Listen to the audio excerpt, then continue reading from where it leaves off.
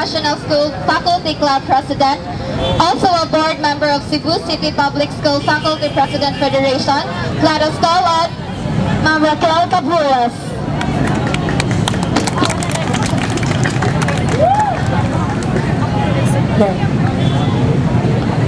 Hello, mga anak, maing hapon.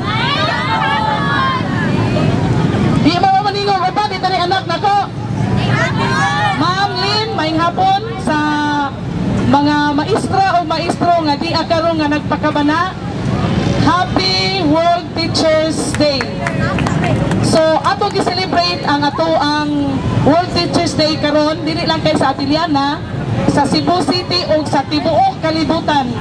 So nagpasalamat ko nga kami inyo di ang hero kay mo man yung gingon dire, my teacher, my hero, di ba? Na-celebrate na ganina dito sa tuang nagpasalamat mig dako ninyo nga nisuporta mo sa amo ang kausa.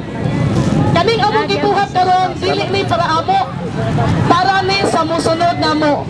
Kay kung tan-aw nimo kami si Ma'am Lynn, padong kami sa retirement. So kani mo gihimo para namo. Dili ni para namo, para inyo ni.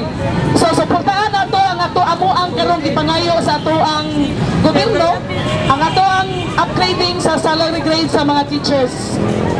Kung malipay si Ma'am, kontento si Ma'am, ang mga bata sad makontento. Kay nga naman, happy si Ma'am, happy sad ang mga bata. Salamat sa inyong pagtambong. May hapon.